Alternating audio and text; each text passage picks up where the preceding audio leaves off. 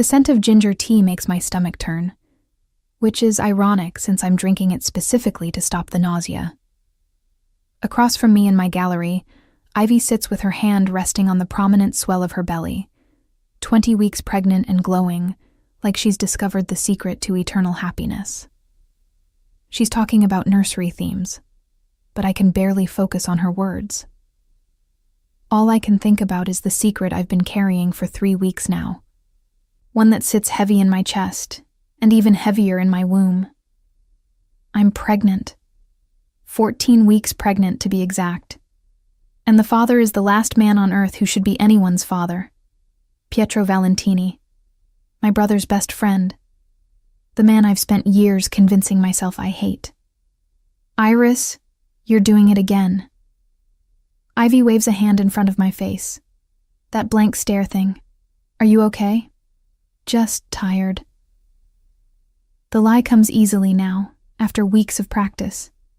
The gallery opening took more out of me than I expected. You need to take care of yourself. Her voice is gentle, concerned. You look pale, and you barely touched your lunch. Because the smell of the sandwich made me want to vomit, but I can't tell her that. Can't tell anyone that 4 months ago, in a moment of spectacular stupidity, I let Pietro Valentini into my bed. That I woke up alone, convinced myself it meant nothing to him, and spent months rebuilding the walls between us. That by the time I realized I was pregnant, we'd perfected the art of pretending that night never happened. My phone buzzes. A text from Isaac. Sunday dinner, 6 p.m. Pietro's coming. Don't be late. My stomach drops. Sunday dinner means facing Pietro across Nonna's table, maintaining the careful distance we've established, pretending my body isn't currently growing his child. I've been avoiding these dinners for weeks, but I'm out of excuses. Missing Sunday dinner without a valid reason is basically grounds for disownment in the Moretti family. Are you going to Sunday dinner? Ivy asks, reading my expression. Do I have a choice? Not really. She grins. Isaac's been complaining that you keep canceling. He thinks you're avoiding him. If only it were that simple. I'm not avoiding my twin brother. I'm avoiding his best friend, the man who left my bed before dawn without so much as a goodbye, who looked through me at the next family dinner like I was invisible. The man whose baby is currently using my bladder as a trampoline. I'll be there, I mutter, already dreading it. Ivy stands, gathering her purse. I should go. Isaac's picking me up for my appointment. Want to come? It might be nice to see what you're in for as the cool aunt. The invitation is innocent, but it makes my throat tight. In a few months, I'll be the one at those appointments. Pietro will probably insist on coming, making everything complicated and public and impossible to hide. Maybe next time, I say, walking her to the door. Tell Isaac I said hi. After she leaves, I sink onto the gallery bench, my hand moving unconsciously to my stomach. It's still mostly flat, just a slight curve that could be mistaken for weight gain. But I know the truth. I know that in there, cells are dividing and forming and creating a tiny human who will tie me to Pietro Valentini forever. The worst part? Somewhere beneath the anger and fear and overwhelming panic, there's a small traitorous part of me that's happy about it. That remembers how Pietro touched me that night, how he whispered my name like a prayer, how for those few hours I felt like the only woman in the world who mattered to him. Then morning came, and reality with it. My phone rings. Nonna. Iris. Tesoro, you're coming Sunday, yes? Yes, Nonna. Good, and you'll eat. You're too thin. I worry about you. If only she knew. I'll eat, Nonna. I promise. Bene, see you Sunday. Bring appetite. I hang up, staring at my phone. 3 more days until I have to face Pietro. 3 more days to figure out what I'm going to do about this pregnancy, about telling him, about everything. Except I already know what I'm going to do. I'm going to keep this baby. I'm going to build a life for us, with or without Pietro Valentini. And if that means being a single mother in a mafia family, navigating the complications and the judgment and the danger, then that's what I'll do. Because this baby is mine. Mine and Pietro's. Created in one night of passion that felt like everything, and turned out to be nothing. At least, nothing to him. Sunday arrives too quickly. I stand in front of my closet for 20 minutes, trying to find something that won't emphasize the small bump that's become impossible to ignore. Everything feels too tight, too revealing. Finally, I settle on black leggings and an oversized emerald sweater that hangs loose around my middle. The Moretti family home is exactly as I remember. Imposing, elegant, filled with the scent of Nonna's cooking and the sound of raised Italian voices. I use my key to let myself in through the side door, hoping to slip into the kitchen unnoticed. Iris! Finally! Nonna appears before I've taken 3 steps, pulling me into a hug that makes my stomach lurch. Too long since I see you. You look tired. Are you eating? I'm eating fine, Nonna. She's lying, Isaac calls from the dining room, and I follow the sound of his voice to find my twin already seated, Ivy beside him with that contented glow that pregnancy seems to give her. She's been surviving on coffee and those terrible protein bars. Shut up, I tell him, but I'm smiling as I cross to hug him. When Isaac pulls me close, I breathe in the familiar scent of his cologne and feel some of my anxiety ease. This is my brother, my twin, the person who's known me longest. If anyone will understand when I finally confess, it's him. Except I can't tell him yet, not without telling Pietro first. Iris. The voice behind me makes every muscle in my body tense. I turn to find Pietro Valentini leaning against the doorframe, a glass of wine in his hand, looking unfairly gorgeous in dark jeans and a white button-down. His dark hair is slightly longer than I remember, curling at his collar. Those deep brown eyes that haunted my dreams for weeks show absolutely no recognition of what we shared. Pietro. I keep my voice cool, professional. Still drinking Nonna's expensive wine like it's water? Still critiquing everyone else's choices while making questionable ones yourself? His smile doesn't reach his eyes. This is our pattern. We snipe at each other, maintain distance, pretend there's nothing beneath the hostility. It's safer than acknowledging that 4 months ago, we destroyed every boundary between us. Children, Nonna appears with a tray of antipasti. Save the fighting for after dinner. Iris, sit. You look pale. Everyone keeps saying that. I sink into my usual chair, directly across from Pietro, which is both torture and necessity. Isaac takes his place at the head of the table, and dinner begins with the usual chaos. Nonna presiding over everything, making sure plates are full and opinions are heard. The braciole that normally makes my mouth water now makes my stomach revolt. I push food around my plate, taking tiny bites when I think no one's watching, reaching for my water glass instead of the wine everyone else is drinking. Not hungry? Pietro's voice is low, meant only for me. Not particularly. You love braciole. How would you know what I love? His eyes narrow slightly. I pay attention. Since when? Always. The word hangs between us, heavy with meaning I don't want to examine. I'm saved from responding by Ivy asking Nonna for the recipe. The conversation shifts, and I excuse myself, needing air, needing space, needing anything except Pietro's intense gaze on me. The terrace is cold in November, but the chill feels good against my flushed face. This is where it started, 4 months ago.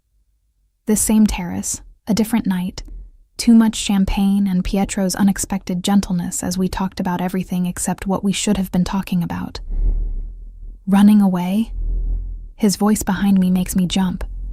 He's followed me outside, closing the terrace doors to give us privacy. I'm getting air. You're avoiding me. He moves closer, and I catch the scent of his cologne. woody and expensive. The same scent that lingered on my sheets for days after that night. You've been avoiding me for 4 months. I haven't been avoiding you. I've been busy. Liar. He's directly in front of me now, close enough that I have to look up to maintain eye contact. You walked out that morning without a word. The accusation steals my breath. I walked out? You left the bed before I even woke up. I went to make coffee. His jaw tightens. When I came back, you were gone. No note, no text, nothing. Wait, what? You made coffee? For you. 2 sugars, splash of cream, the way you like it. His voice is rough. I had this whole plan. Breakfast in bed, actually talking about what happened, maybe convincing you to stay. Then I walked back into my bedroom and you'd vanished. I stare at him, his words rearranging everything I thought I knew about that morning. I thought you left. I woke up alone and assumed I'd regretted it, that I couldn't face you. He laughs bitterly. I thought the same about you. When you wouldn't even look at me at dinner 3 days later, I figured I'd been right. Because I thought you'd ghosted me. My voice rises. You looked through me like I was invisible. What was I supposed to think? That maybe I was giving you space because you clearly didn't want to talk about it. His hand comes up, like he's going to touch my face. But he stops himself. We're idiots, both of us. Apparently, I wrap my arms around myself, suddenly cold. So what now? We've established we're both terrible at communication. Where does that leave us? I don't know. His eyes search mine. But something's wrong. I can see it. You're pale, you're not eating, you're avoiding wine. I noticed at the table. And you keep touching your stomach like something hurts. My hand drops from my abdomen like I've been burned. I'm fine. Iris. Leave me alone, Pietro. I move toward the door. This conversation doesn't change anything. We had one night 4 months ago. That's it. There's nothing else to discuss. Then why do you look terrified right now? I'm not. What aren't you telling me?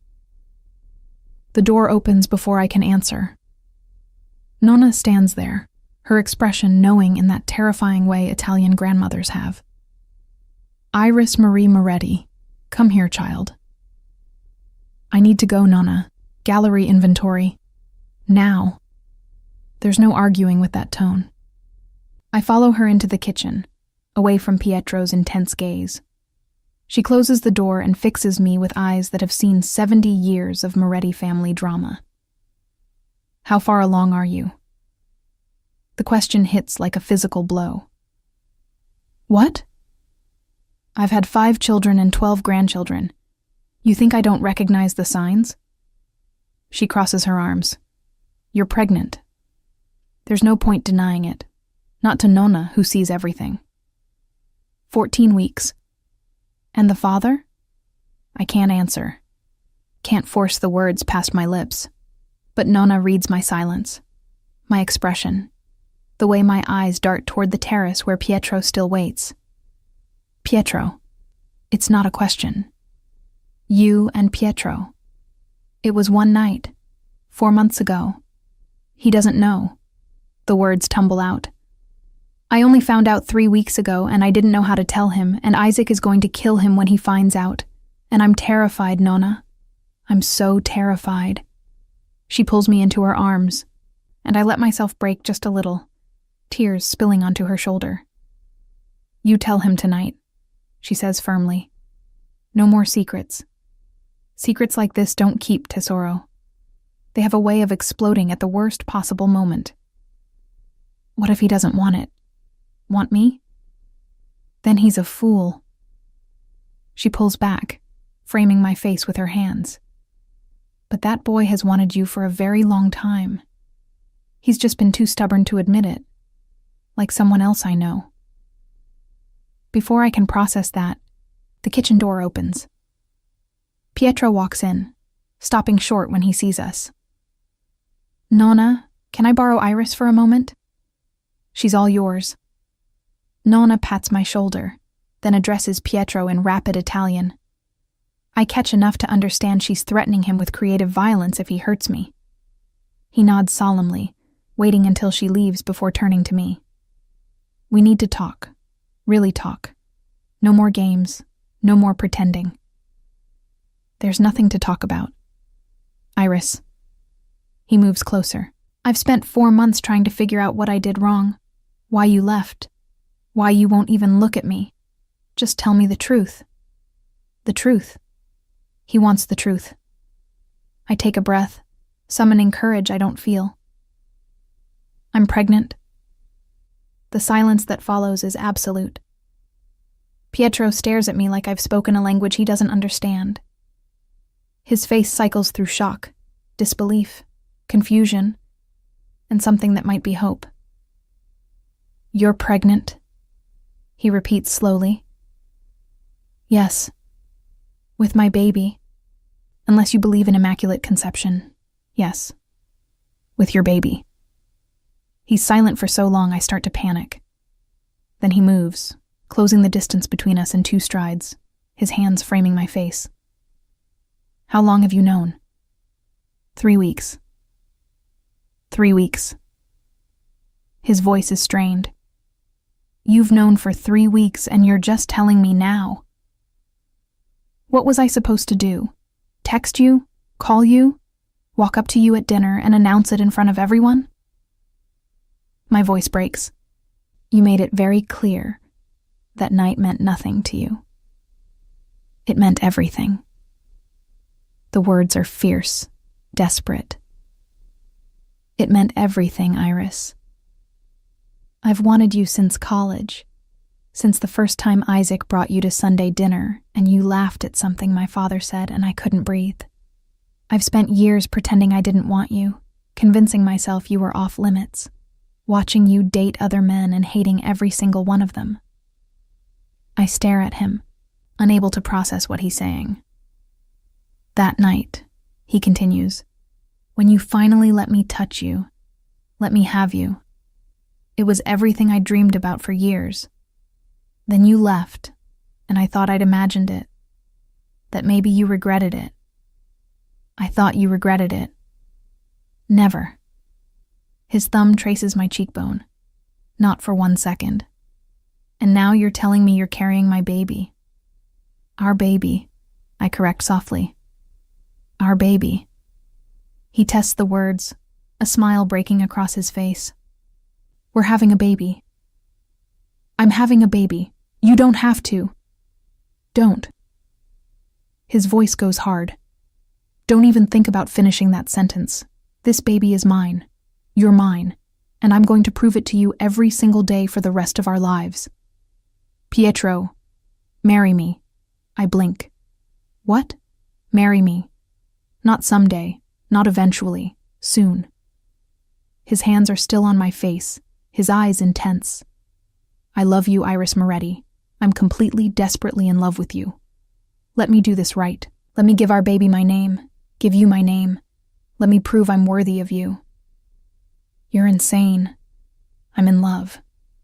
He kisses me, soft and desperate. Say yes, please. Before I can answer, the kitchen door slams open. Isaac stands there, his face thunderous, and I know immediately he heard at least part of this conversation. What the fuck is going on?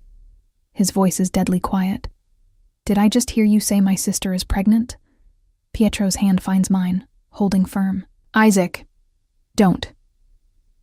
My brother's eyes are on Pietro now, gray fire promising violence. You, explain, now. Iris is pregnant. The baby is mine. And I'm going to marry her. The silence that follows is the kind that precedes hurricanes and explosions and the end of lifelong friendships. Then Isaac moves, and suddenly Pietro is slammed against the wall, my brother's forearm across his throat. You touched her. Isaac's voice shakes with barely controlled fury. My sister, my twin, you fucking touched her. Isaac, stop. I grab his arm, trying to pull him off. Stop it right now. How long? Isaac ignores me, his focus entirely on Pietro. How long have you been sneaking around with her? One night, 4 months ago. Pietro doesn't fight back, doesn't even raise his hands in defense. One night where everything I'd been feeling for years finally spilled over. We've been dancing around each other since college, and 4 months ago, it finally happened. One night. Isaac's laugh is ugly. You got her pregnant in one night. Apparently. Pietro's voice is steady despite the pressure on his throat. And now I'm going to marry her and spend the rest of my life making sure she never regrets it. Isaac, please. I'm between them now, hands on my brother's chest. Let him go. Let me explain.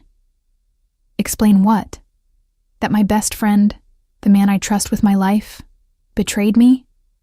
He didn't betray you. The words come out fierce. I wanted it. I wanted him. It wasn't some drunken mistake or him taking advantage of me. It was mutual, and it was incredible, and yes, I got pregnant. But that doesn't give you the right to assault him in Nonna's kitchen. Isaac releases Pietro, stepping back. His hands are shaking. You wanted him. Yes. For how long? The question makes me hesitate. Does it matter? It matters to me. His eyes find mine, and I see hurt beneath the anger. How long have you been in love with him? The truth sits heavy on my tongue. Since college, maybe longer, but nothing happened until 4 months ago, I swear. You hid it from me. He looks between us, both of you, all this time. Because we knew you'd react like this. Pietro has found his voice again. We knew you'd see it as betrayal instead of what it is. And what is it? It's me falling in love with the most incredible woman I've ever met and being too much of a coward to admit it until it was almost too late. Pietro moves to stand beside me, his hand finding mine. It's the best mistake I've ever made. It's my life finally meaning something beyond the next job or the next deal. Isaac stares at him for a long moment. Then he sinks into a chair, head in his hands. This is a disaster. Why? I sit beside him. Because I'm pregnant? Because it's Pietro? All of the above. He looks up, and I see my twin brother, not the mob boss, just Isaac. You're my sister, my other half, and he's my best friend. This feels like losing you both. You're not losing either of us. Pietro sits across from him. I'm not taking her away. I'm just asking for the chance to love her properly, to build a family with her, with your blessing if you'll give it. And if I don't, then I'll marry her anyway. Pietro's voice is firm. But I'd rather do it with you standing beside me. Isaac looks at me. Is this what you want? I want him, I say honestly. The marriage part terrifies me. But yes, I want to figure this out with him. I want our baby to have a father who actually wants to be involved.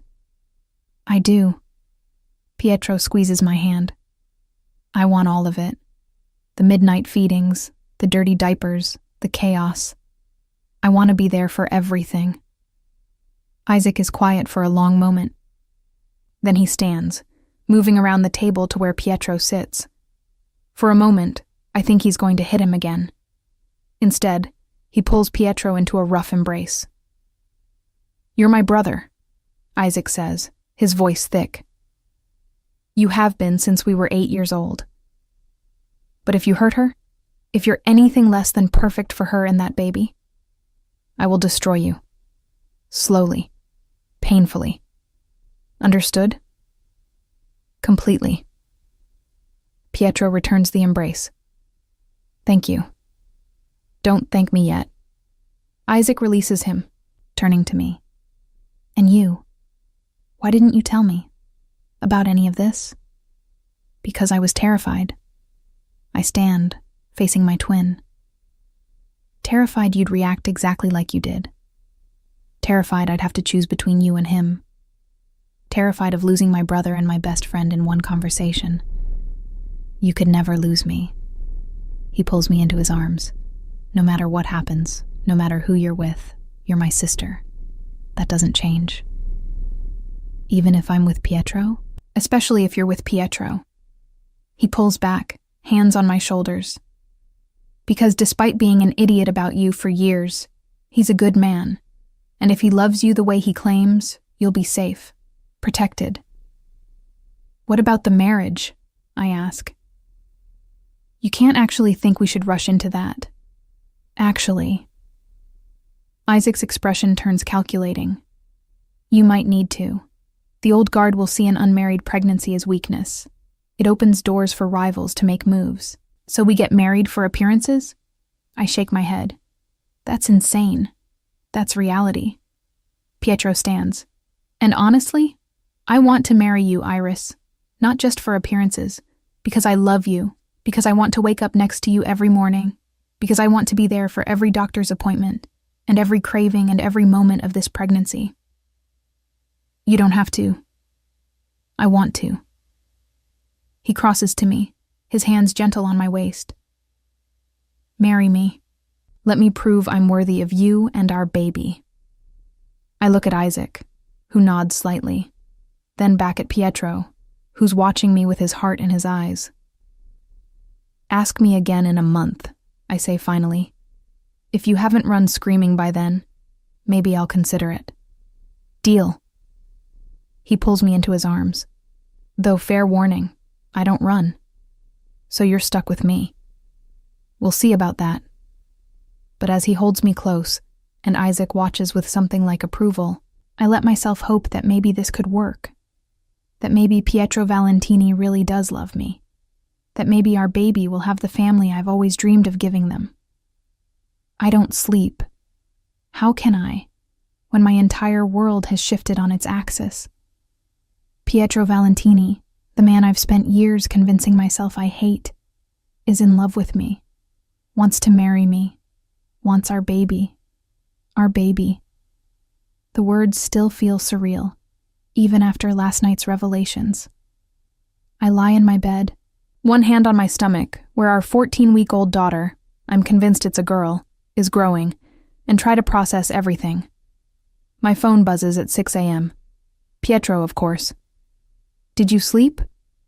No, you? Not really. Too busy thinking about you. His voice is rough, intimate. Can I see you today?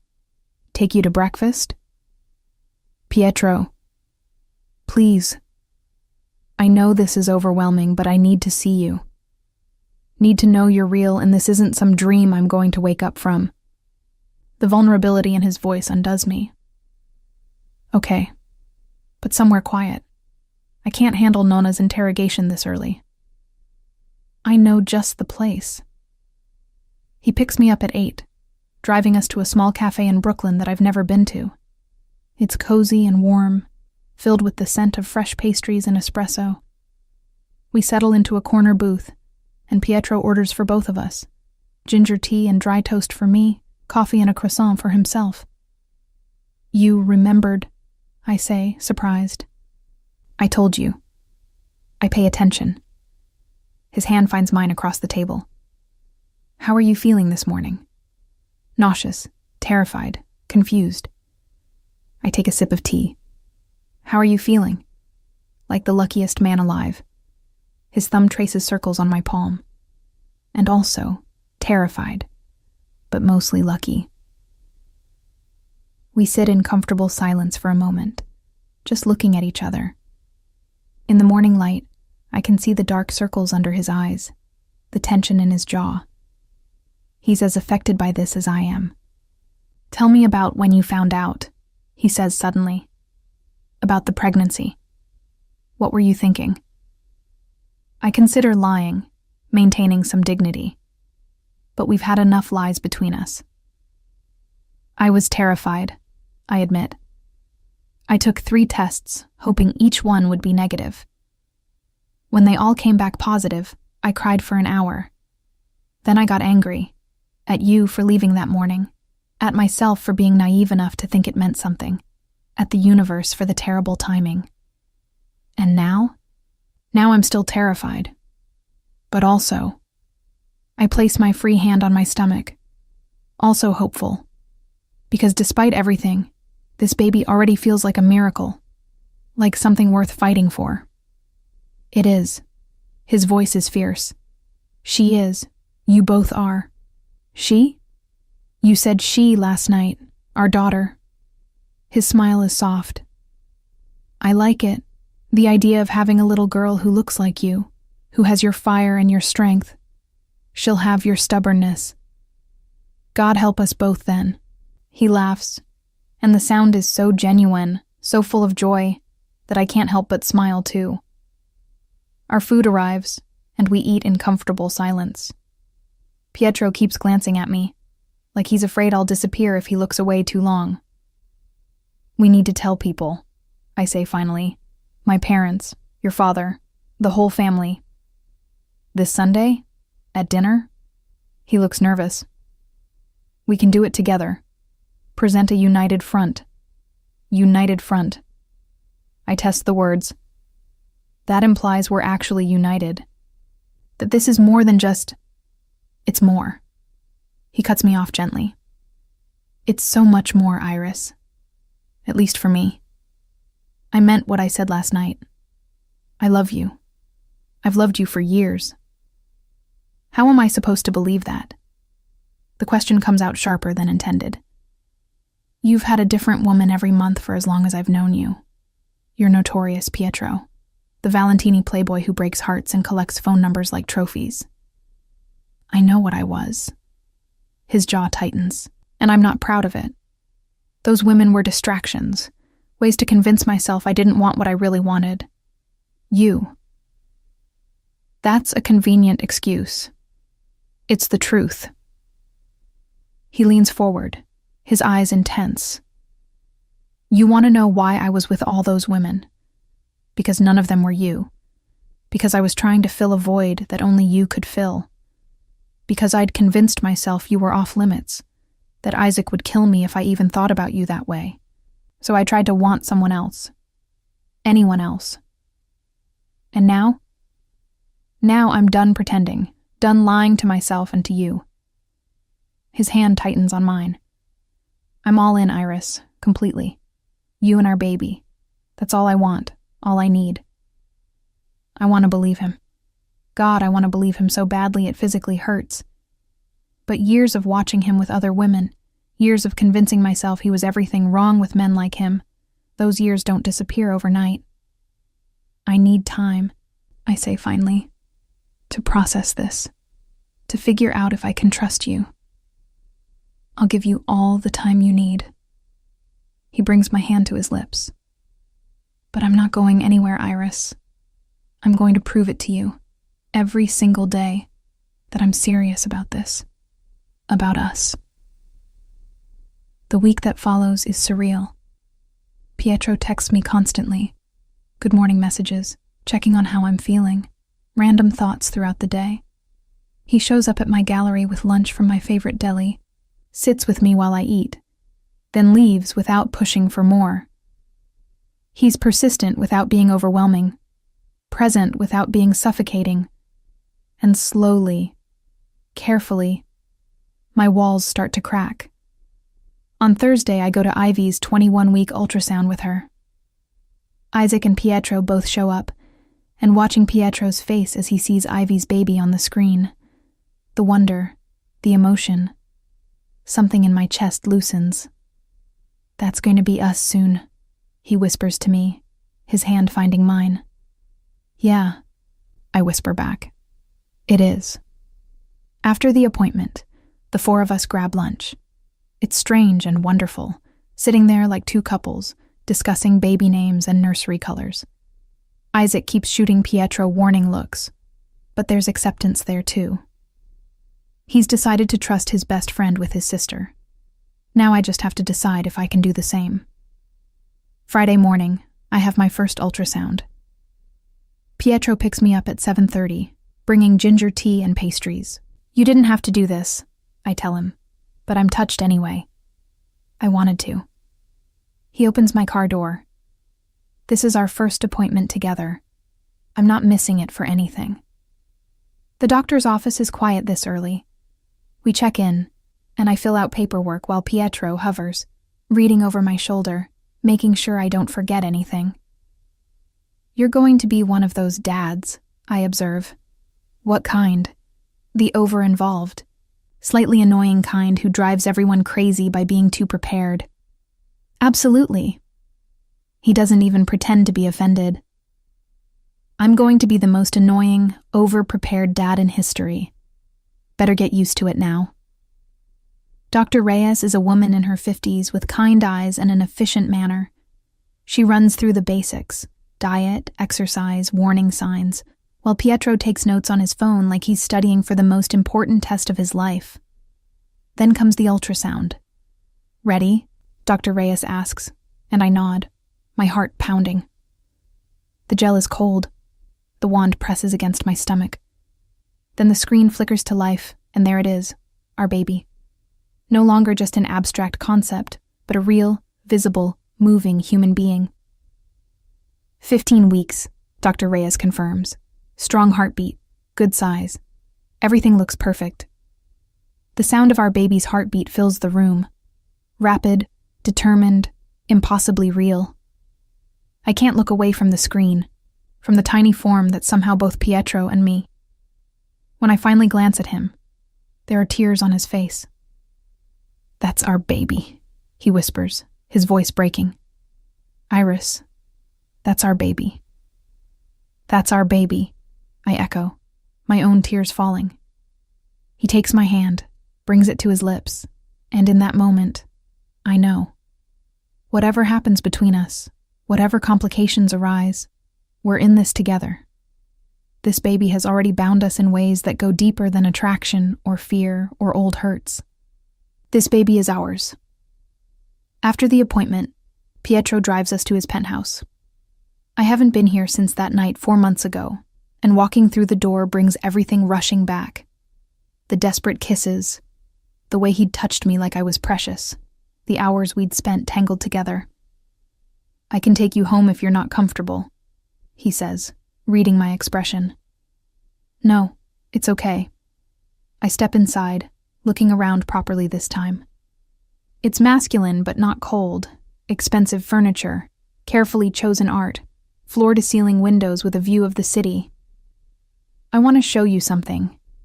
He takes my hand, leading me down a hallway to a closed door. I started this last week after you told me. It's not finished, but... He opens the door to reveal a nursery. The walls are painted a soft sage green, and there's a crib being assembled in the corner, boxes of baby furniture stacked nearby. I know I'm getting ahead of myself, he says quickly. I needed to do something, needed to make this real. If you hate it, we can change everything. Paint the walls, get different furniture, whatever you want. I walk into the room, running my hand over the crib rail. You did this? In a week? I had help, but yes.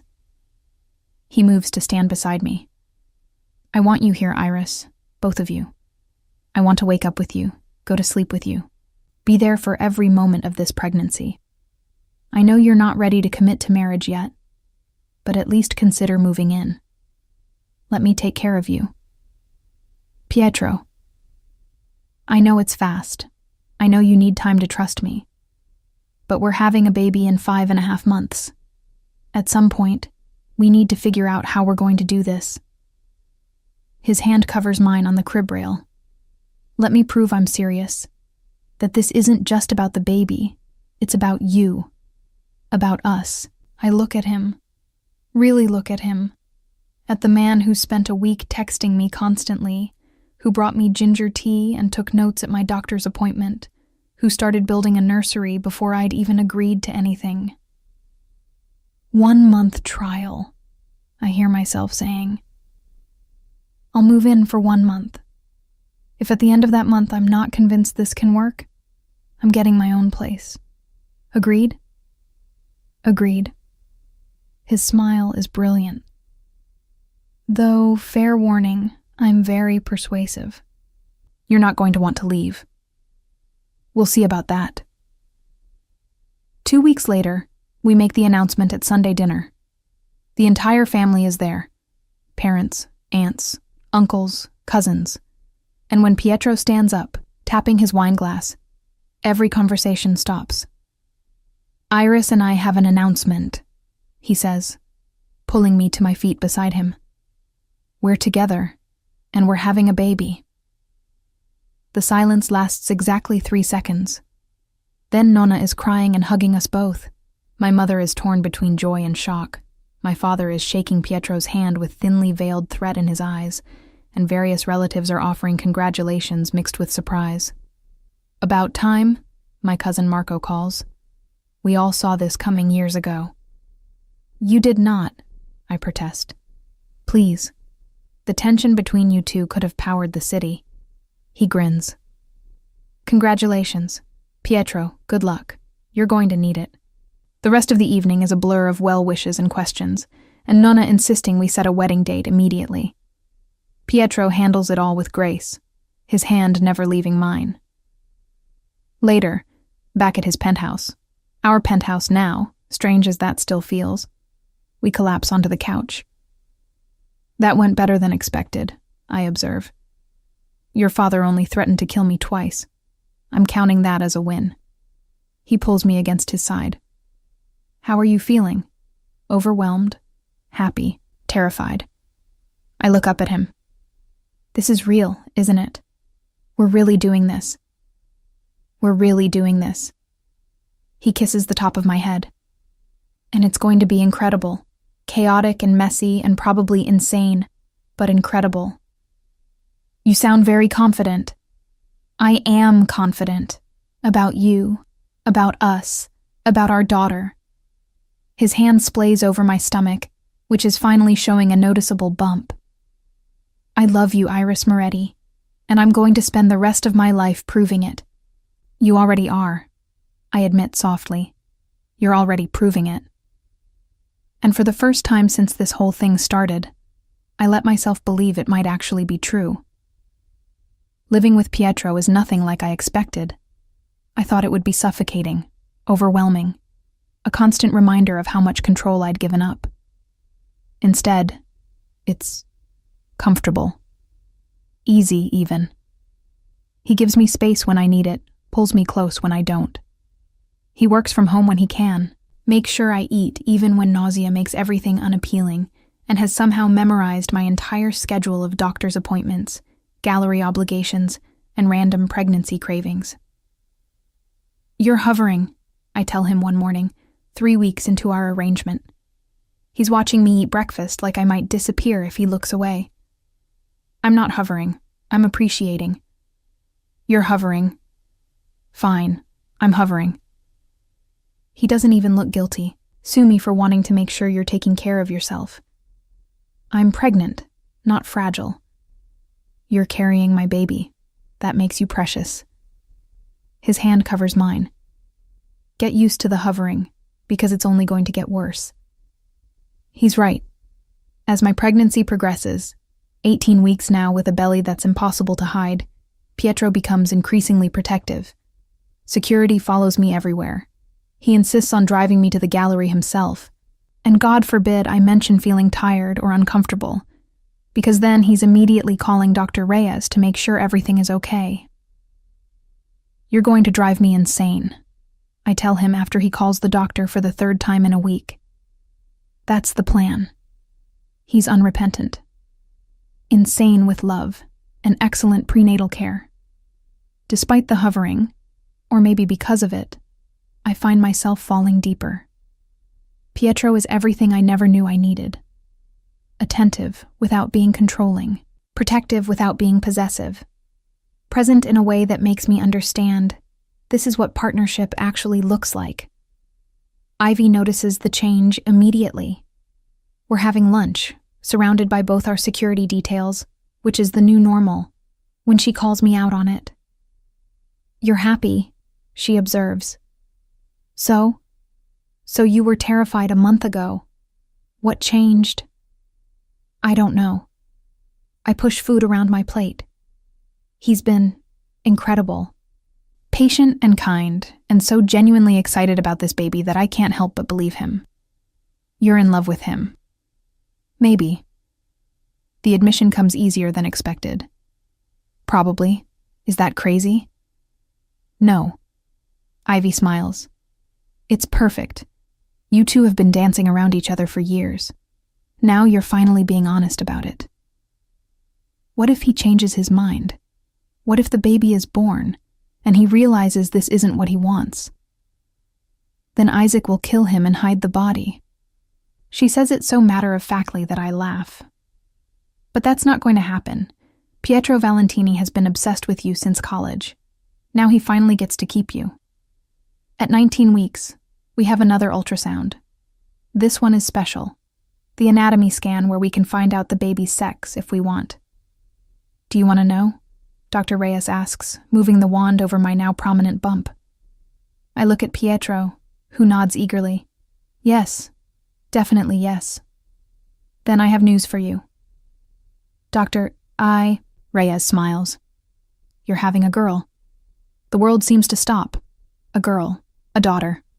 I was right. Pietro's face is a study in emotions. Joy, terror, overwhelming love. A daughter, he breathes. We're having a daughter. Are you okay? I ask, seeing how pale he's gone. I'm terrified.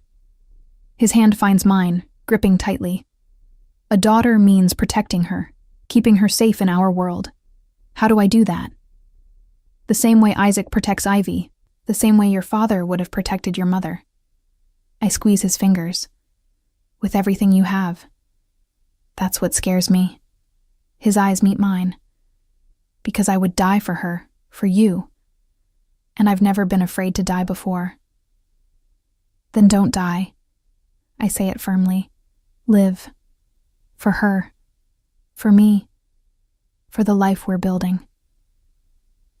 After the appointment, we drive to tell Ivy and Isaac. My brother's reaction to finding out we're having a girl is almost as emotional as Pietro's was. Our daughters are going to grow up together, Ivy says, crying happy tears at 25 weeks pregnant. They'll be best friends just like us. God help them, Isaac mutters, growing up with the Moretti Valentini genes. They'll be perfect, Pietro counters, his hand on my stomach where our daughter is currently very active. Strong and fierce and absolutely spoiled rotten. That's what I'm afraid of, I tell him, but I'm smiling. At 20 weeks, I finally say yes. We're at home. His penthouse that's become our penthouse, that's slowly filling with my things and baby supplies and evidence of the life we're building. When Pietro proposes. Properly this time. I know I already asked, he says, getting down on one knee in our living room. But this time, I have a ring. He pulls out a velvet box, opening it to reveal a stunning emerald-cut diamond, surrounded by smaller stones. It's elegant and classic, and somehow exactly what I would have chosen. Iris Moretti, I love you more than I thought it was possible to love anyone. You've given me everything I never knew I needed. Purpose, family, a future worth living for. Will you marry me? Not because of the baby, not because it's expected, but because I can't imagine spending my life with anyone else. I look at this man, who built me a nursery before I'd agreed to anything, who texts me constantly just to make sure I'm okay, who looks at me like I hung the moon even when I'm bloated and cranky and hormonal. Yes, I say, my voice breaking. Yes, I'll marry you. He slides the ring onto my finger and it fits perfectly. Of course it does. Pietro pays attention to everything. I'm going to make you so happy, he promises, pulling me into his arms. I'm going to spend every day for the rest of our lives proving you made the right choice. You already do, I tell him honestly. You already have. We set the date for 3 weeks later. Nonna is thrilled, immediately taking over all the planning with Ivy's help. I'm happy to let them, between the gallery, the pregnancy, and trying to process how much my life has changed. I have exactly 0 energy for wedding planning. What I do have energy for is Pietro. We fall into a routine that feels right.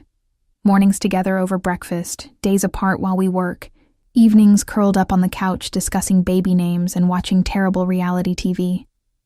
It's domestic and normal, and everything I never thought I'd have with him.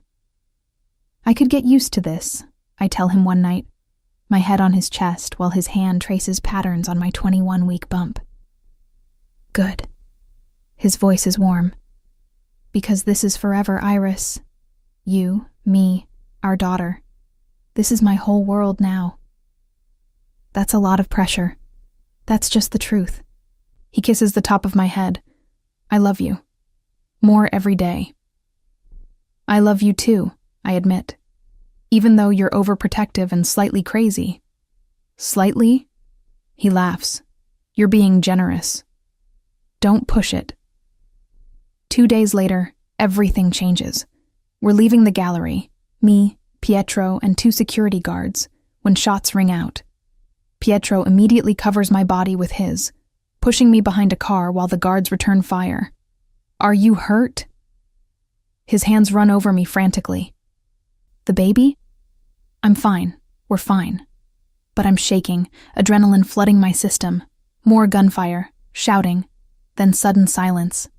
It's clear, one of the guards calls, but we need to move, now. Pietro hustles me into the car, his body still shielding mine. As we peel away from the curb, I see blood on the sidewalk, shattered glass, evidence of violence that came too close to our daughter. What was that? I demand, my hand on my stomach. Rossi family. Pietro's jaw is tight. They're making moves, trying to probe for weaknesses. We're a weakness. You're my strength. He pulls me close. But yes, they see our relationship as something to exploit. It ends now. What does that mean? It means Isaac and I are going to war. The word hangs between us, heavy with implication. War means violence, danger, the possibility of losing him. And I'm 5 months pregnant with his daughter. You can't, I whisper. If something happens to you. Nothing is going to happen to me. His voice is fierce. I have too much to live for. You, our daughter, our future. I'm not throwing that away. But I see the determination in his eyes, the cold calculation that reminds me what he is. Not just Pietro, the man who brings me ginger tea and rubs my feet when they ache, but Pietro Valentini, dangerous enforcer of the Valentini family, a man who will kill to protect what's his. And I'm his now, me and our baby. That night, Isaac and Pietro meet with their fathers and various family heads. Ivy and I are sent to a safe house in Brooklyn, surrounded by armed guards, left to wait and worry while the men we love plan violence. This is what we signed up for, Ivy says, her hand on her 27-week bump. Loving men like them means living in their world. I know. My hand mirrors hers, protecting the daughter who's currently using my ribs as a soccer goal. But knowing doesn't make it less terrifying. No, it doesn't. We sit in silence, 2 pregnant women waiting for news, praying our children won't grow up without fathers. The men return at 3 a.m., blood on their clothes but alive. Pietro crosses straight to me, pulling me into his arms with a desperation that steals my breath. It's over, he says against my hair. The threat is neutralized. You're safe. She's safe. What did you do? What needed to be done? His voice is flat, final. They won't threaten my family again. I don't ask for details, don't want to know how many people died tonight to keep us safe. Some things are better left in shadow. Take me home, I say instead. Take me home and hold me. He does, carrying me to the car like I'm made of glass, holding me close the entire drive back to our penthouse. That night, he holds me while I cry, for the violence, for the fear, for the dangerous world we're bringing our daughter into. But he also holds me with a fierce protectiveness that makes me believe, despite everything, that we're going to be okay, that he'll burn the world down before letting anyone hurt us, that our daughter will be loved and safe and protected, no matter the cost. And somehow, that's enough. 3 weeks later, I'm standing in Nona's living room wearing a wedding dress. It happened fast. Too fast, maybe. But in our world, when threats have been made and violence answered, you solidify your position. You make things official. You show the world that what's yours is protected by every alliance, every bond, every connection your families have built. So here I am, 24 weeks pregnant with a noticeable bump beneath white lace, about to marry Pietro Valentini. "You look beautiful," Ivy says, adjusting my veil. She's 30 weeks now, gloriously pregnant and glowing. "How are you feeling?" Like I'm about to make either the best or worst decision of my life. "It's the best." She takes my hands. "I've seen how he looks at you, Iris, how he is with you.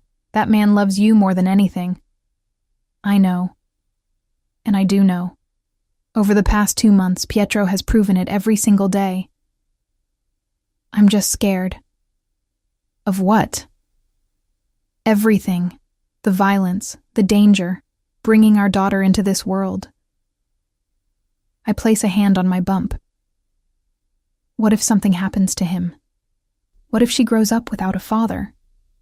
Then she'll still have you, and Isaac, and me and our baby, and this whole huge family that's going to love and protect her." Ivy squeezes my hands. "But Pietro isn't going anywhere. That man would fight through hell itself to get back to you." There's a knock at the door. My father, looking distinguished in his tuxedo. "Ready, Piccola?" I take a deep breath. As I'll ever be. The ceremony is at the same church where generations of Morettis have been married. As I walk down the aisle on my father's arm, I see faces I've known my whole life. Family, friends, allies. All gathered to witness this union that makes me untouchable. But I barely see them. Because at the end of the aisle, waiting beside the altar with Isaac as his best man, is Pietro. He's wearing a black tuxedo that makes him look devastating. And when his eyes find mine, the love in them steals my breath. This is right. Whatever else happens, this feels right. "Hi," he whispers when I reach him. "Hi." I'm smiling through tears. "You look good. You look like everything I've ever wanted." His hands are gentle as he takes mine. "Ready to become Mrs. Valentini?" "Moretti Valentini," I correct. I'm hyphenating. "Of course you are." His smile is warm. I wouldn't expect anything less. The ceremony is traditional, Catholic, full of the rituals our families expect. But when Pietro speaks his vows, his voice is rough with emotion. "I, Pietro Valentini, take you, Iris Moretti, to be my wife. I promise to love you, protect you, and cherish you above all else. I promise to be the father our daughter deserves. I promise that no harm will come to you while I draw breath. You are my heart, my home, my everything. From this day forward, for all the days of our lives." When it's my turn, I have to pause to collect myself. "I, Iris Moretti, take you, Pietro Valentini, to be my husband. I promise to stand beside you, to trust you, to build this life with you. I promise to love you fiercely, even when you're overprotective and driving me crazy. You've proven yourself worthy of me and our daughter. You're my partner, my love, my forever. From this day forward, for all the days of our lives." The kiss that seals our vows is tender and fierce and absolutely perfect. When we finally break apart, the church erupts in applause, and Pietro's hand immediately goes to my bump. "We did it," he whispers. "You're officially mine. Officially ours," I correct. "This goes both ways, Valentini." "Moretti Valentini," he amends with a grin. "I'm officially yours too." The reception is at an elegant ballroom downtown. Dinner, dancing, toasts that make me laugh and cry in equal measure. Isaac's speech is surprisingly emotional, talking about how Pietro has been his brother since childhood, how he trusts him with his most precious person. But Pietro, Isaac adds, his voice going hard, if you ever hurt her, if you ever make her cry, remember, I know where you sleep. Noted, Pietro calls back, grinning. Later, we're swaying on the dance floor, my head on Pietro's chest, his arms around me. Happy?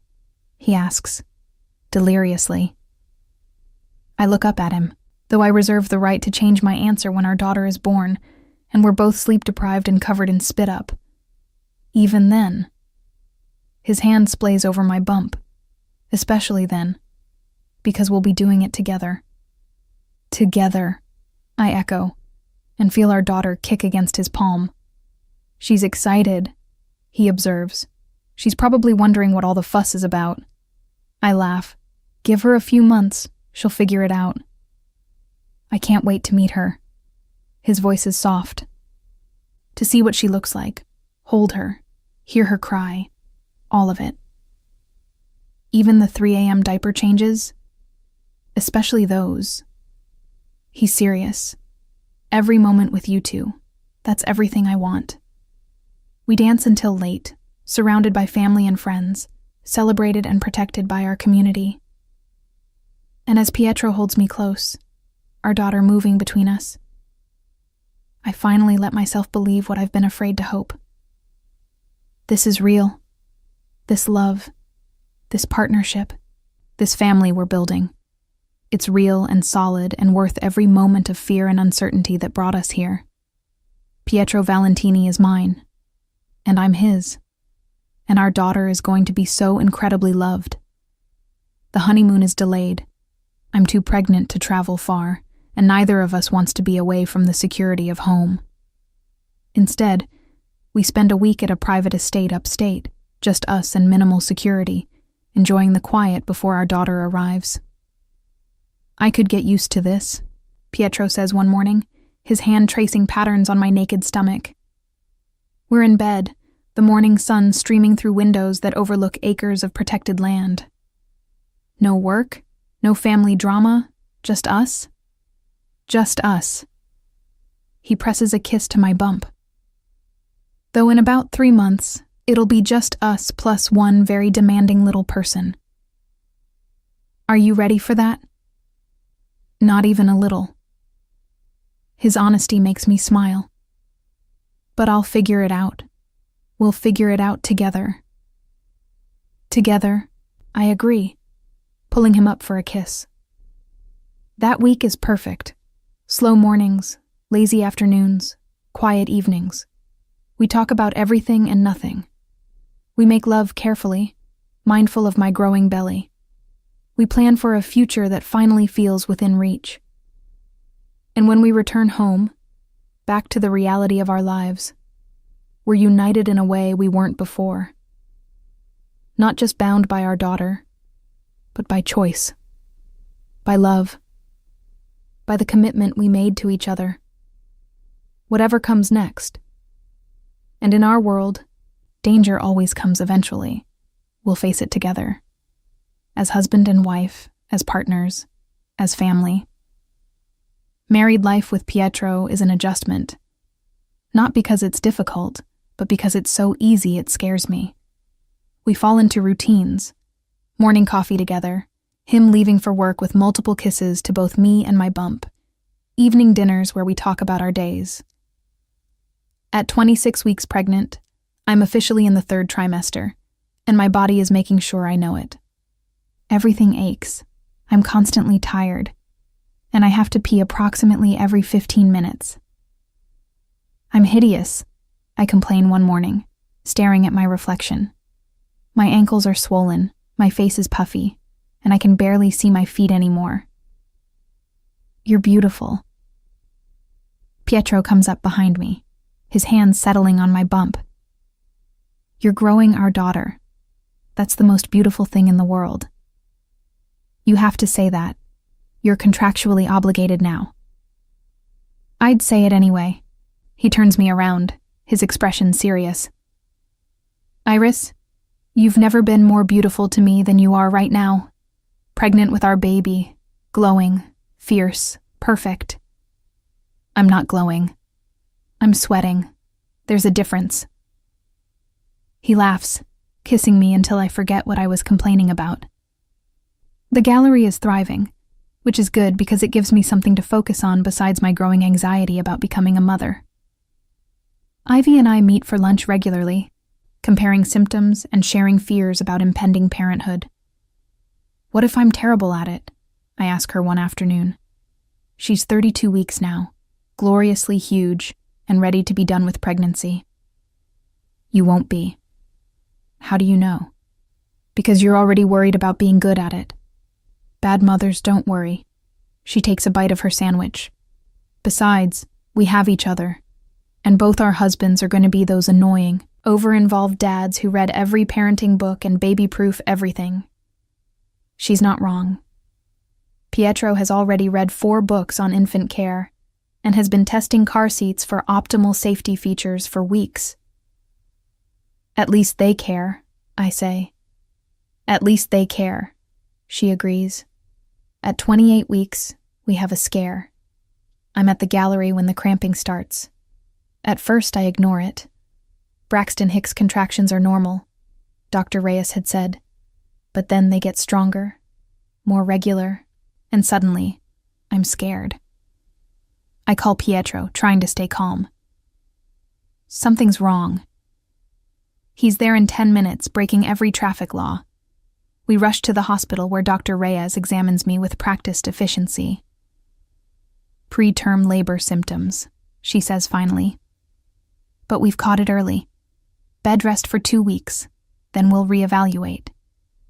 Bed rest? I look at Pietro.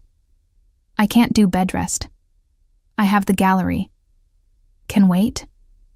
His voice is firm. The doctor said bed rest? So that's what you're doing.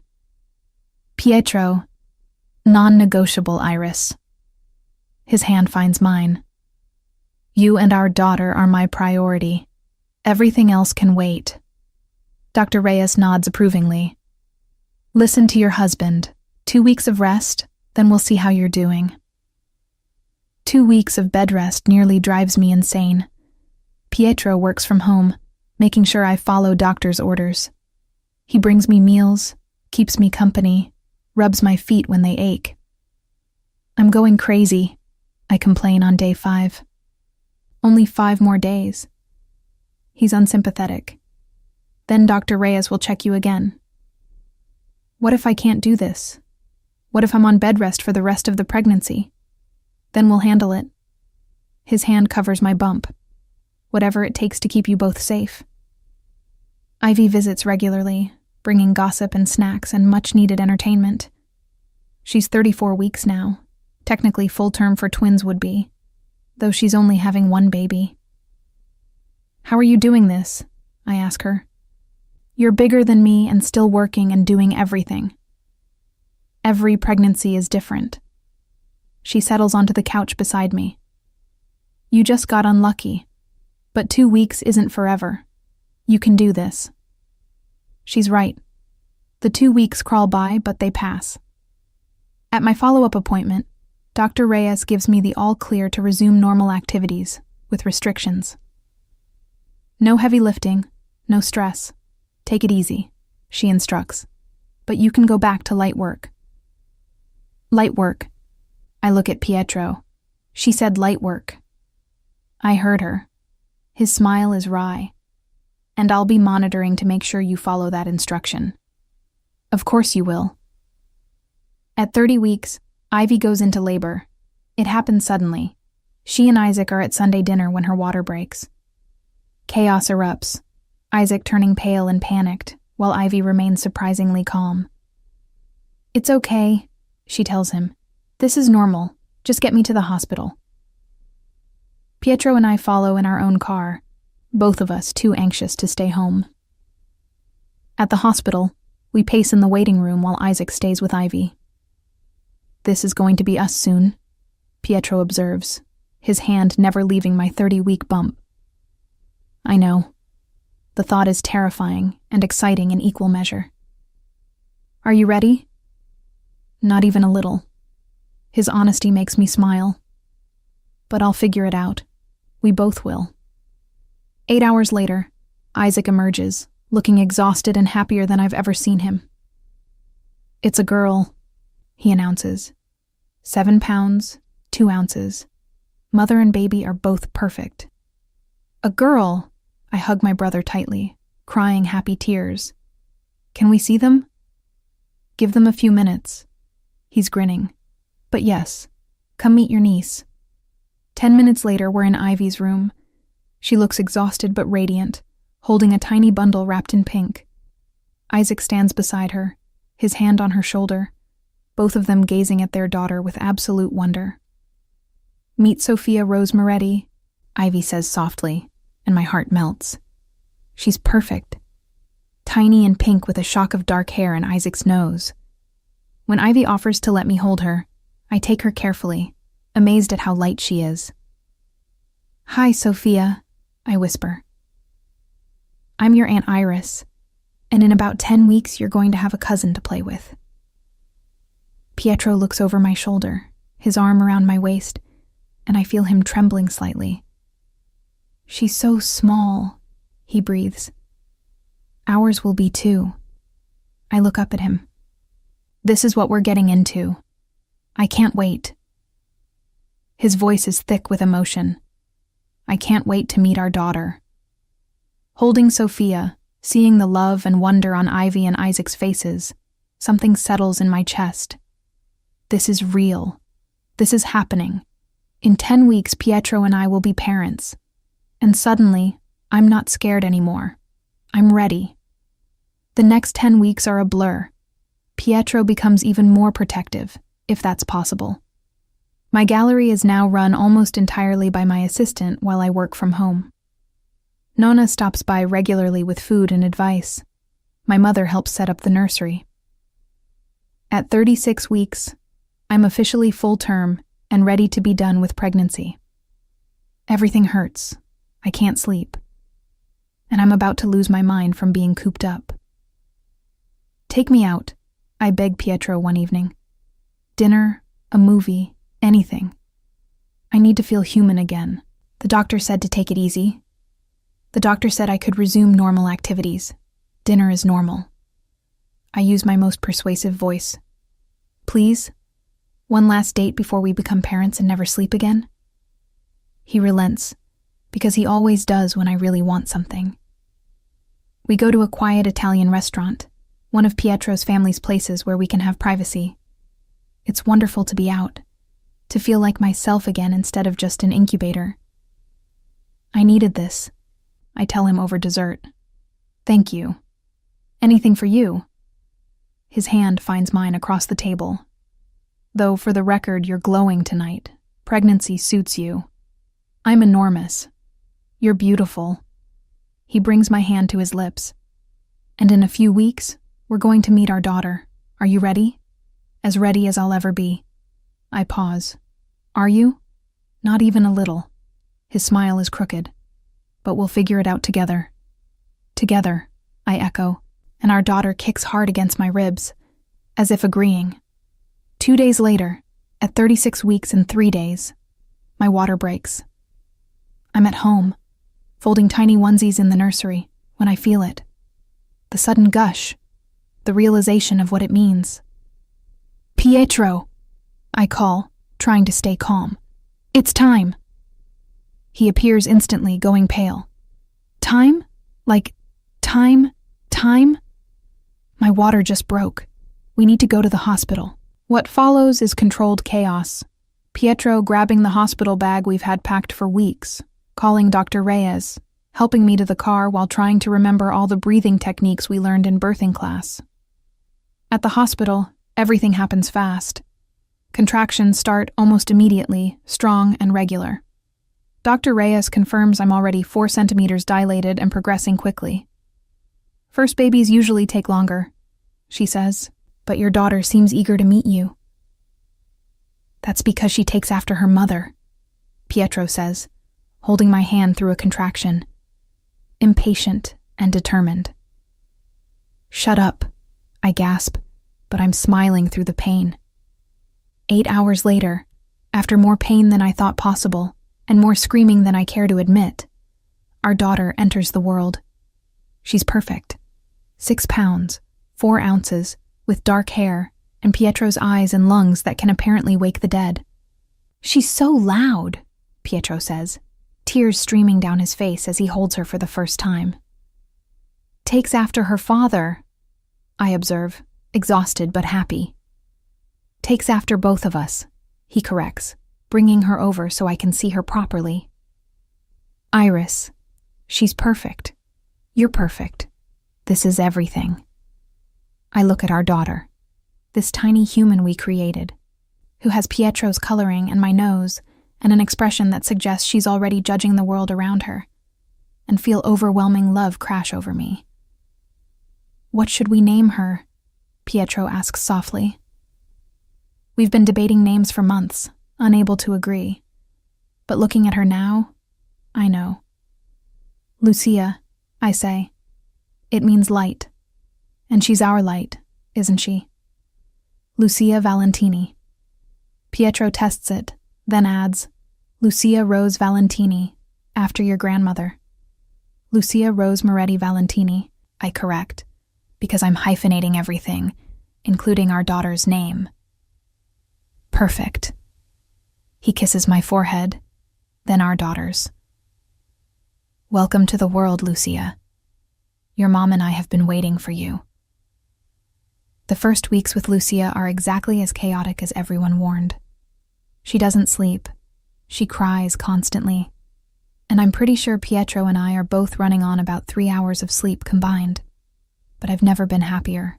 Watching Pietro with our daughter, the way he holds her like she's made of glass, the way he talks to her constantly, the way he changes diapers and does midnight feedings without complaint. I fall in love with him all over again.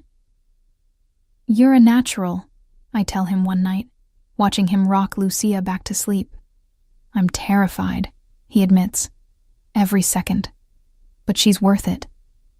She is. I lean against him, the three of us together. We did good, Valentini. We did perfect. Moretti Valentini. He kisses the top of my head. This is everything I never knew I wanted. Me too. 4 weeks later, Ivy and Isaac come to visit with Sophia. Watching our daughters together, Sophia at 6 weeks, Lucia at 4. I feel a sense of rightness settle over everything. This is what we fought for. This is what all the fear and danger and uncertainty was about.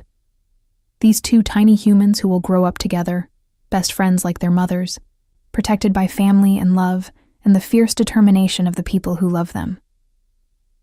They're going to be trouble, Ivy observes, watching Sophia grab Lucia's tiny hand. Absolutely, I agree. And we're going to love every second of it. Pietro's arm comes around me, pulling me close. Ready for the rest of our lives? I look at our daughter, at our friends who are family, at the man who proved himself worthy of my trust. With you, always. And I mean it.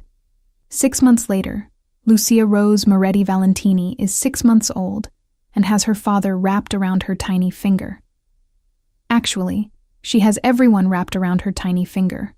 Her uncle Isaac, who babies her shamelessly.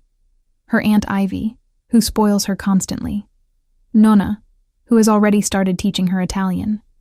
And most especially her father, who has yet to tell her no about anything.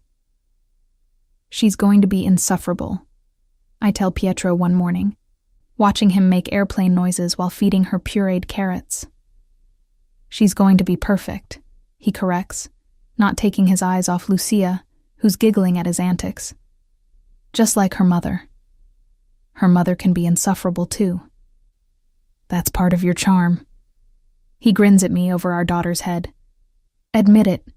You love that I'm a pushover for her.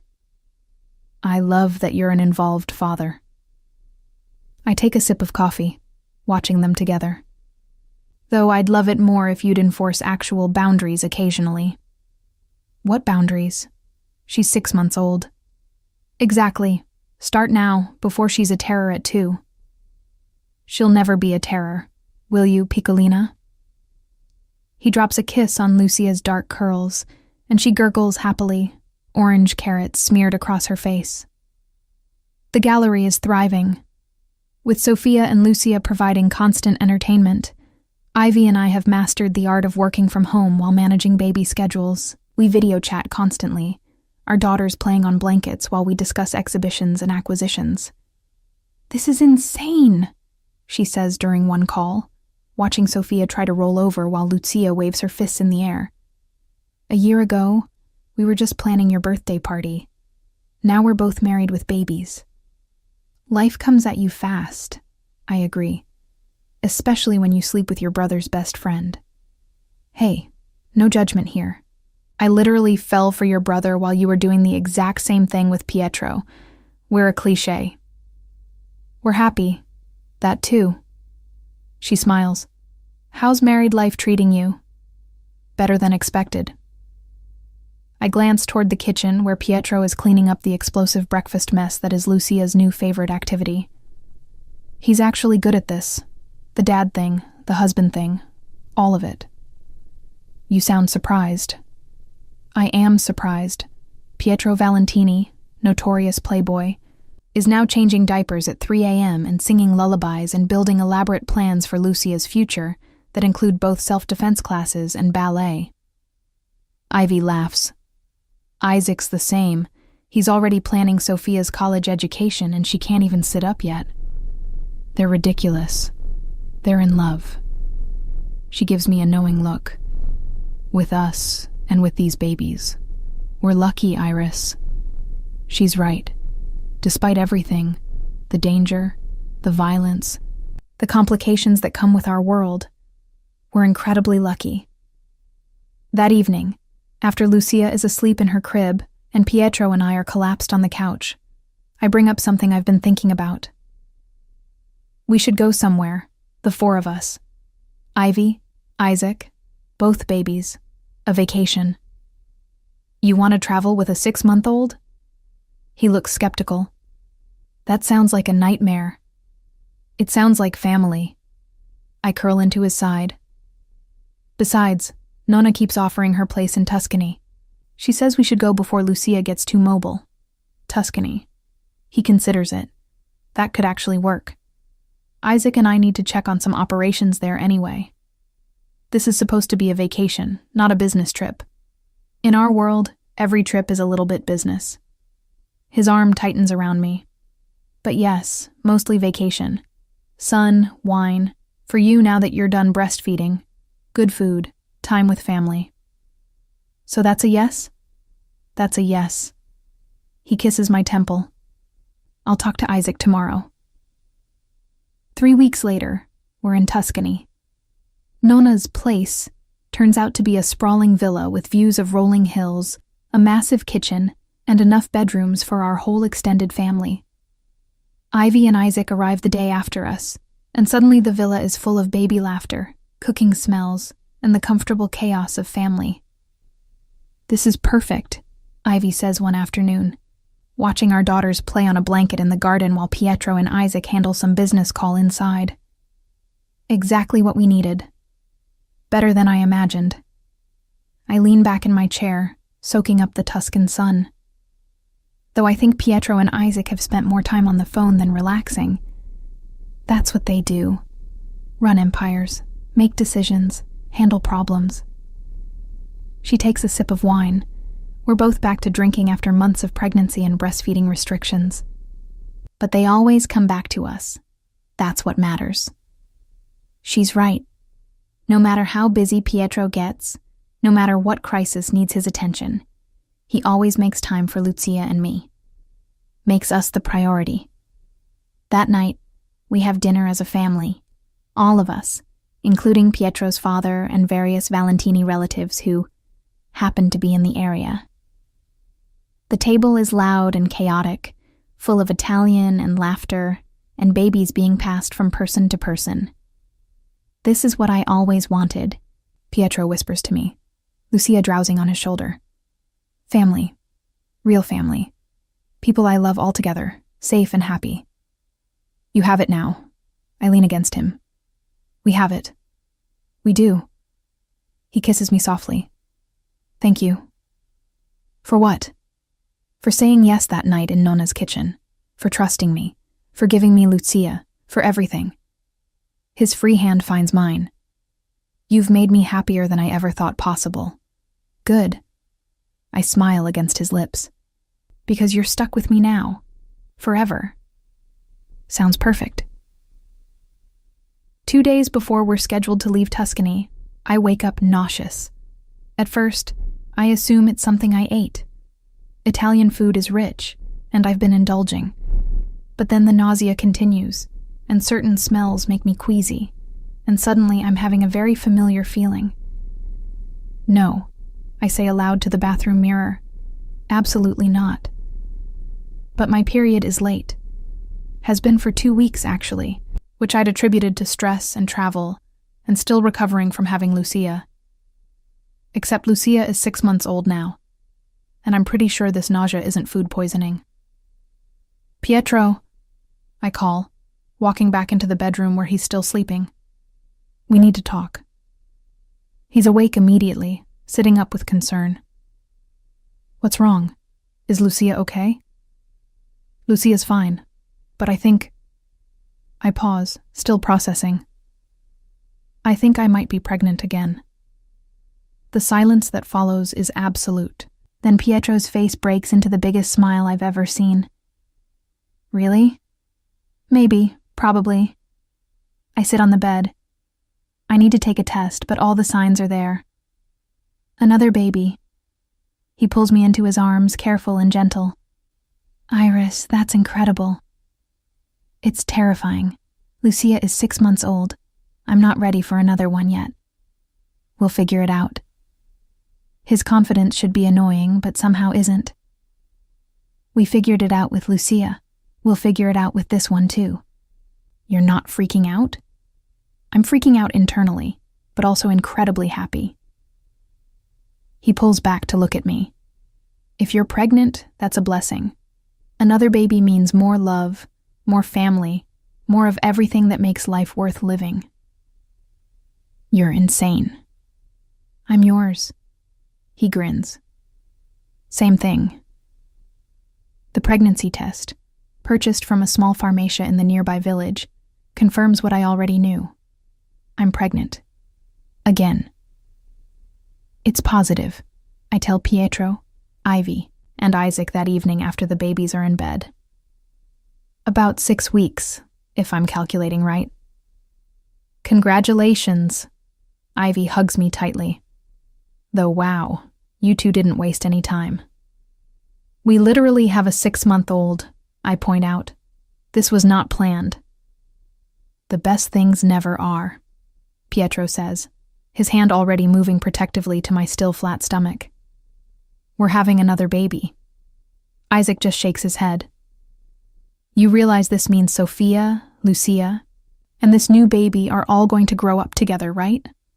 They're going to be a terror squad. Good. Pietro doesn't look concerned. Let them be terrors together. They'll be protected, loved, and absolutely spoiled by everyone in both families. That's what I'm afraid of, I mutter, but I'm smiling. 9 months later, I'm in labor again. This time I know what to expect, which somehow makes it worse. But Pietro is there, holding my hand, reminding me to breathe, telling me I'm strong and fierce and perfect. I hate you, I gasp during a particularly brutal contraction. You love me, he corrects, wiping sweat from my forehead. You're doing great, Tesoro. Almost there. That's what you said an hour ago. This time I mean it. He grins.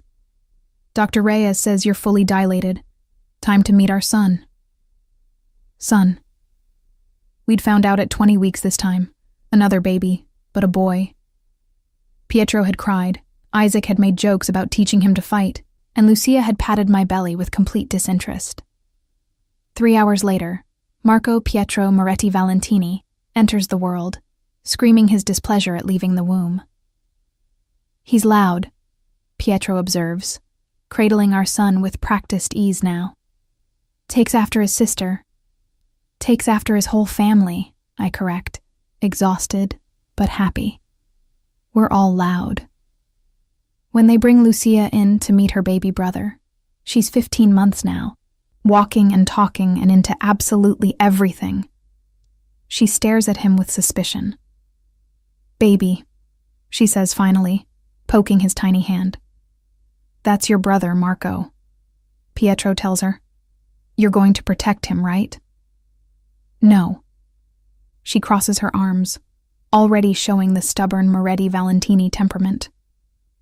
"We'll work on that," I tell Pietro, who's laughing.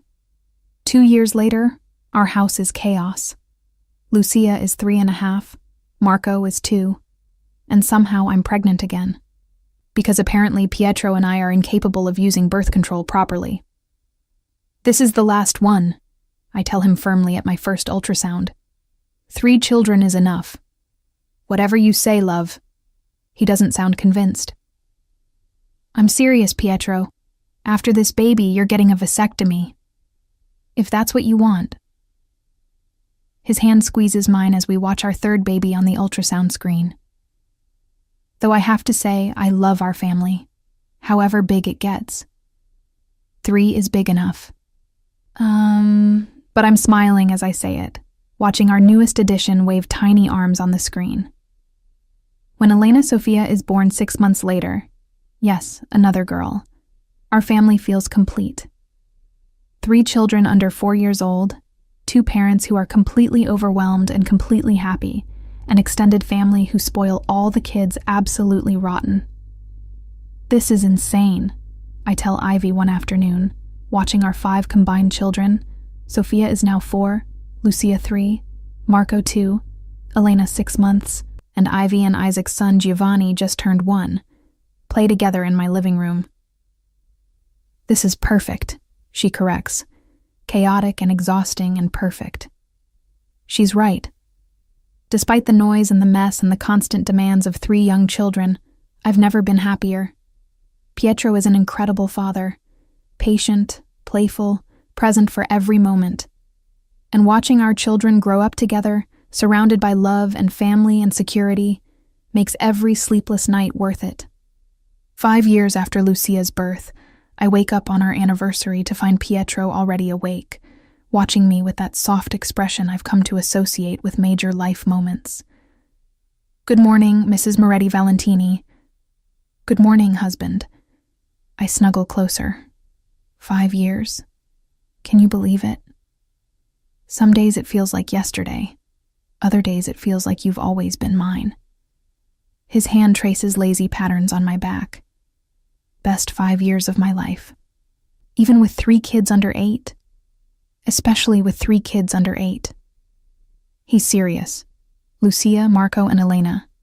They're everything, Iris. You gave me everything. You gave me everything too. I kiss him softly. A family, a home, a life I never thought I'd have. You proved yourself worthy 1,000 times over. I'll keep proving it. His arms tighten around me.